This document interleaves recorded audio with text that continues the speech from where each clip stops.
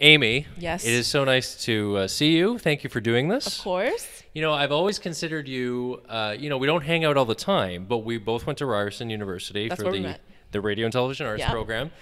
And I feel like we always appreciated each other's work ethic. Would that be accurate? Yeah, I don't even think we had specialized classes together even. No, I don't think so either. Yeah. We had maybe a studio class in like first year or something like that. Actually, yeah. an audio class, too, comes to mind in first year. Were we in the same first year group then? I think we were. Yeah. Anyway, Okay. so we were very like familiar with each other, Yeah. even if we weren't hanging out every day. And, Yeah. You know, you've been a journalist for how long now? I would say 10 years now. 10 years as a Yeah. journalist. You've done Yeah. a like incredible amount of work Thank you. for NBC, Vice News. The list goes on and on. I wanted to talk about an article that you posted a few months ago that appeared in Flair Yes. Fashion, right? Yeah.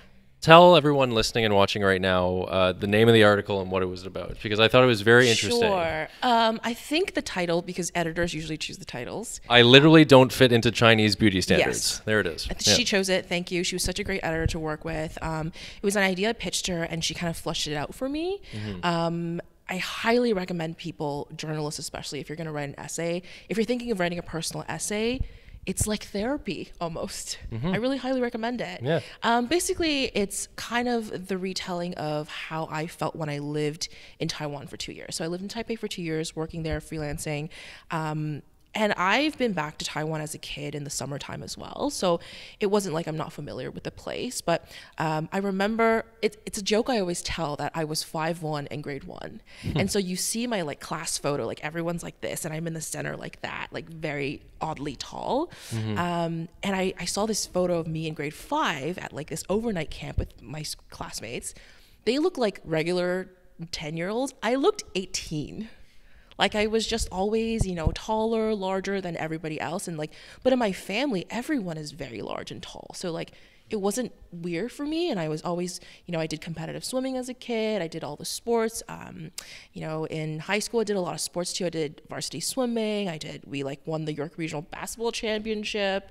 So to me, being like, living in North America, it was not a problem. But living in Taiwan, everyone was very small, and like always on their mind was like, oh, I'm too fat, or I need to diet. And they weren't. They were just regular looking women. There's a quote in the article that it's towards the beginning of the article that really kind of sets the tone, where you say, I immersed myself in various sports as extracurriculars, wanting to prove that my body was just as capable as anyone else's. Like that kind of struck me, because the fact that you even would have to prove that your body works in a normal environment is, it shows you how much society kind of beats into people like, no, this is the way it should be, or this is what looks like normal, or what you should attain or aspire to. Yeah. And I can't imagine how damaging that might be for anyone, never mind young women. Yeah. Right? I didn't feel that much growing up as a child, because again, I was having so much fun with sports, actually excelling at these sports and extracurriculars. It was more so when like, when you're a teenager, you would go shopping with your friends, or even as an adult, especially when I lived in Taiwan, I felt that. And especially journalism work, right? If you're doing on camera, who's the harshest critic? Tiger moms. Your mom's like, don't wear that color on camera, or, your hair shouldn't be that short. But for me, it's like, I'll do what I want with my appearance, and I'll wear what I want because I feel like it, instead of just always wearing black because people think black makes you look thinner. Right. Yeah. What was some of the feedback like when you published it and it was finally out in the world? Yeah.